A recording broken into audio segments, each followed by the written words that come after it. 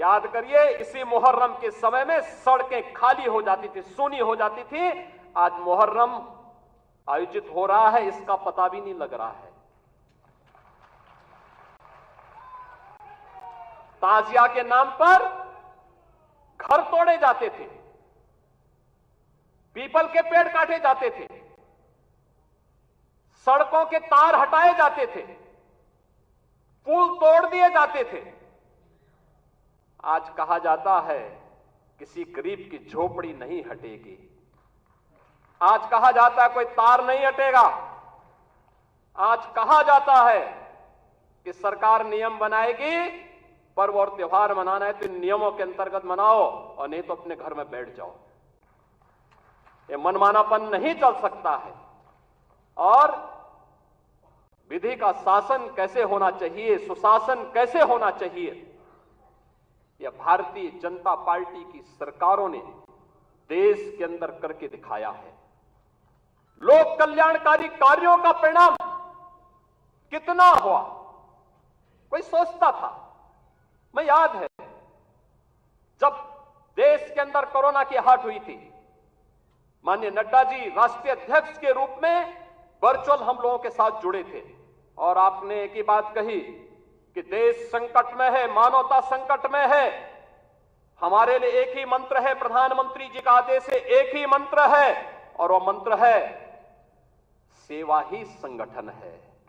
यह केवल भारतीय जनता पार्टी ने किया था।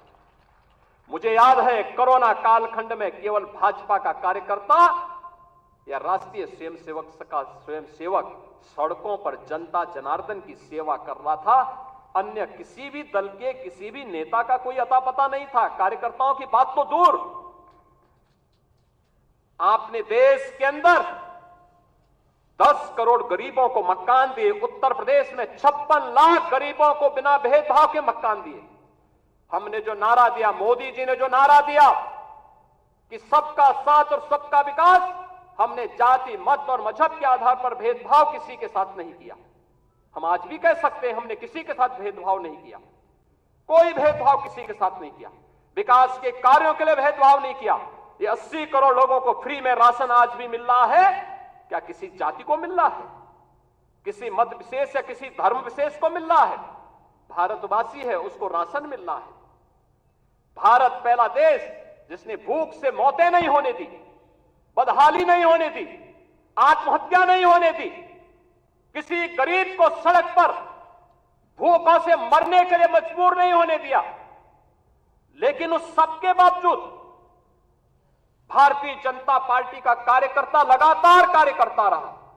विपरीत परिस्थितियों में अपनी जान की परवाह किए बगैर लगातार कोरोना जैसी महामारी से जूझता रहा और सेवा को ही संगठन मान करके कार्य करने का परिणाम रहा कि जिस महामारी के सामने दुनिया की बड़ी बड़ी ताकतें नतमस्तक हो गई, उसी कोरोना को कहां समाप्त कर दिया मोदी जी के नेतृत्व में। भारत ने सबसे अच्छा परिणाम देकर के दुनिया के सामने कोविड प्रबंधन की एक नई अनूठी छाप छोड़ी। बीमारियों से होने वाली मौत, मुझे याद है 2014 में जब आदरणीय नड्डा जी भारत के स्वास्थ्य और परिवार कल्याण मंत्री बने थे, इंसेफ्लाइटिस के मुद्दे को लेकर के एक सांसद के रूप में मैं उनके पास गया था और उन्होंने कहा कि हम इसमें सहयोग करेंगे। नड्डा जी और मोदी जी के सहयोग से गोरखपुर में एम्स भी बना। आज गोरखपुर का एम्स चालू हो गया, काम कर रहा है। पूर्वी उत्तर प्रदेश और बिहार की, नेपाल की एक बड़ी आबादी अपने स्वास्थ्य सुविधाओं का लाभ प्राप्त कर रही है। और 40 वर्ष से जो बीमारी थी, इस बीमारी से होने वाली मौत 90 से 95% मौतें अनुसूचित जाति, अति पिछड़ी जाति और अल्पसंख्यक समुदायों की थी। आज उस मौत को हम लोगों ने, डबल इंजन की सरकार ने पूरी तरह नियंत्रित किया है। इंसेफ्लाइटिस पूरी तरह समाप्त हो गया है। उत्तर प्रदेश जैसे राज्य में इंफ्रास्ट्रक्चर, एक कल्पना थी, आज आप जाते होंगे आपको 4 लेन की कनेक्टिविटी मिलती होगी। आज आप कहीं भी जाइए, प्रयागराज जाइए, काशी जाइए, लखनऊ आइए, अयोध्या जाइए, गोरखपुर जाइए, पश्चिम के किसी भी जनपद में जाइए, इंटर स्टेट बॉर्डर पर जाइए, आपको लगेगा आज कोई नहीं कह सकता है, उसको उत्तर प्रदेश का वासी कहने में संकोच नहीं होगा, क्योंकि उत्तर प्रदेश का इंफ्रास्ट्रक्चर किसी भी अन्य जगह से अच्छा आपको प्राप्त होगा। मुझे याद है जब मैं बुंदेलखंड गया था पहली बार मुख्यमंत्री बनने के बाद, मेरे साथ आज के जल शक्ति मंत्री श्री स्वतंत्र देव सिंह जी थे। हम लोग चित्रकूट में गए।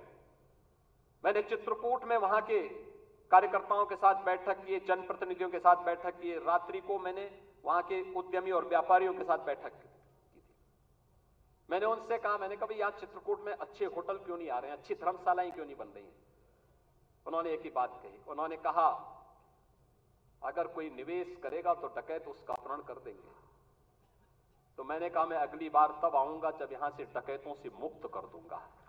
और मुझे बताते हुए प्रसन्नता है, आज न केवल बुंदेलखंड चित्रकूट बल्कि पूरा बुंदेलखंड डकैतों से मुक्त हो चुका है, माफिया से मुक्त, डकैतों से मुक्त।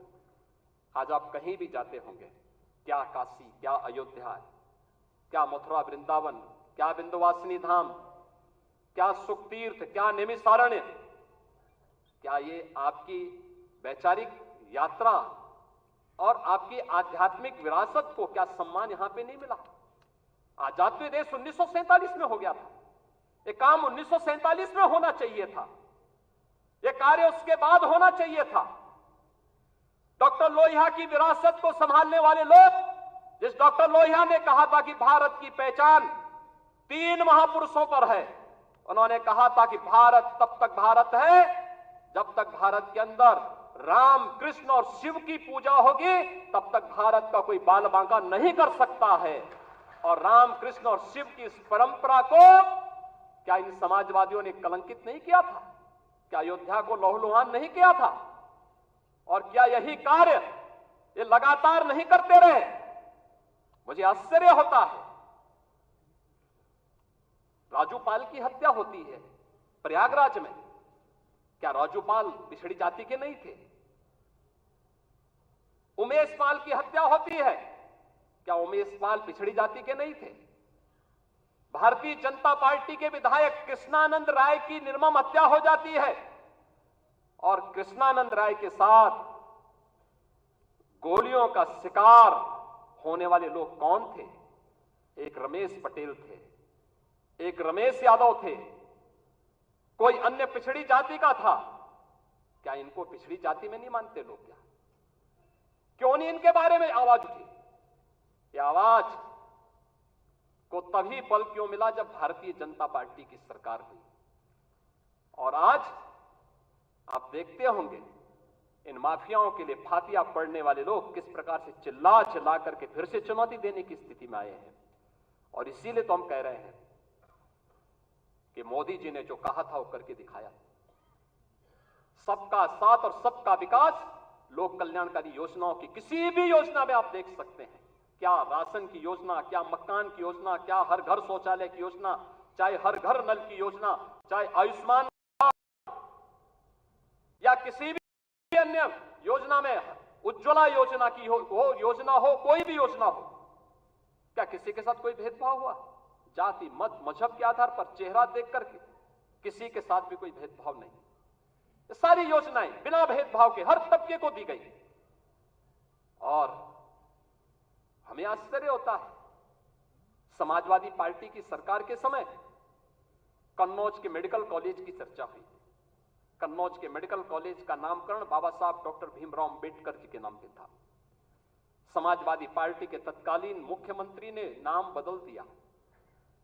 और इस बार जब मैं वहां गया था, हमारे वहां मंत्री श्री असीम और उन्होंने मेरे सामने इस बात को रखा। हमने उसी दिन कहा कि नहीं, ये बाबा साहब भीमराव अंबेडकर के नाम पर ही मेडिकल कॉलेज फिर से जाना जाएगा। और हम लोगों ने इस मेडिकल कॉलेज का नामकरण उसी समय वहां किया था। लखनऊ का भाषा विश्वविद्यालय, क्या ये मान्यवर कांशीराम जी के नाम पे नहीं था? क्यों चेंज कर दिया गया? ये सब समाजवादी पार्टी की सरकार में होता। दलित चिंतकों और महापुरुषों और सामाजिक परिवर्तन के वाहक उन महापुरुषों को क्या समाजवादी पार्टी ने अपमानित नहीं किया था? वो लगातार अपमानित करते थे। ये तो संविधान की अवहेलना करते थे। इन्होंने तो धर्म के आधार पर अनुसूचित जाति, जनजाति और पिछड़ी जाति को मिलने वाले आरक्षण पर भी सेध लगाने का काम किया था। कौन नहीं जानता 2016 में जब समाजवादी पार्टी की सरकार थी, अनुसूचित जाति के नौजवानों की स्कॉलरशिप को समाजवादी पार्टी की सरकार ने रोकने का काम किया था। हम लोग इसको मुद्दा नहीं बना पाए, हम अपनी उपलब्धियों को मुद्दा नहीं बना पाए। मोदी जी के नेतृत्व में पंचतीर्थ बने। नई संसद बनने पर, नई संसद में प्रधानमंत्री मोदी जी देश के पहले प्रधानमंत्री हैं जिन्होंने संविधान की मूल प्रति को अपने सिर पे रख करके नई संसद में स्थापित करने का काम किया था। भारतीय जनता पार्टी संविधान को सर्वोच्च सम्मान देने वाली पार्टी, अनुसूचित जाति, जनजाति और पिछड़ी जाति के अधिकारों को संरक्षित करने वाली पार्टी, लेकिन अफवाह और भ्रम की स्थिति पैदा करके जिस प्रकार से माहौल खराब करने का प्रयास किया गया, ये जानते हुए, दुनिया की ताकतें जानती हैं, ये समाज बिखरा होगा तो आसानी से शिकार हो जाएगा, एकजुट होगा तो बड़ी बड़ी ताकतें इस समाज की ताकत के सामने धराशायी हो जाएंगी। आपकी इस ताकत को जाति के नाम पर विभाजित करके शक्ति को छिन्न भिन्न करने का जो पाप अभी चुनाव के दौरान हुआ है, हमें उससे सतर्क और सावधान होना होगा। और वहीं से मैं कहने के लिए आया हूं, सोशल मीडिया प्लेटफॉर्म, आखिर आपके पास, सबके पास स्मार्टफोन है, सब लोग स्मार्टफोन पर अपने अपने ग्रुप के साथ काम भी करते हैं, एक दूसरे को मैसेज भी भेजते हैं, एक दूसरे की को शुभेच्छा भी देते हैं। लेकिन क्या कारण था कि जो षड्यंत्र हो रहे थे, जिस षड्यंत्र की आशंका दिखाई दे रही थी, उस षड्यंत्र को करने में वे विदेशी ताकतें और विरोधी सभी सफल हो गए। क्या कारण था? हम लोगों को इसके बारे में जागरूक होना पड़ेगा। आप एक राष्ट्रवादी मिशन के मजबूत स्तंभ हैं और उस राष्ट्रवादी मिशन के साथ जुड़े होने के नाते जहां भारतीय जनता पार्टी कहती है नेशन फर्स्ट, देश पहले है, दल बाद में है और मेरा स्वयं का हित सबसे बाद में है, उस भारतीय जनता पार्टी के कार्यकर्ता को क्या ये नहीं देखना चाहिए कि सोशल मीडिया में क्या कुछ चल रहा है, और उस अभियान के साथ जुड़ना, उसको देखना, उसका खंडन करना, और फिर पंचतीर्थ के फोटो, दलित महापुरुषों के और चिंतकों के बारे में भारतीय जनता पार्टी की उपलब्धियां, गरीब कल्याणकारी योजनाएं, इन सब को भी अगर हम साथ साथ भेजे होते, उन लोगों के साथ संवाद बनाए होते, तो हो सकता है इसमें कुछ और चीजें देखने को मिलती। ऐसा नहीं कि ये षड्यंत्र हुए ना हुए, 2019 में हुआ था, 2019 में हुआ था। 2019 में एक बड़े गठबंधन को उत्तर प्रदेश के अंदर बनाने का कार्य हुआ था, और तब आज के हमारे राष्ट्रीय अध्यक्ष तब प्रदेश के प्रभारी के रूप में इस दायित्व का निर्वहन कर रहे थे। याद करिए, तब हम लोगों ने 43% वोट के प्रतिशत को बढ़ा करके 51% करने का काम किया था, और भारतीय जनता पार्टी ने सबसे बड़े गठबंधन को धराशायी करने का काम किया था, इसी प्रदेश में किया था। और इसीलिए आज मैं कहने के लिए आया हूं, सोशल मीडिया प्लेटफॉर्म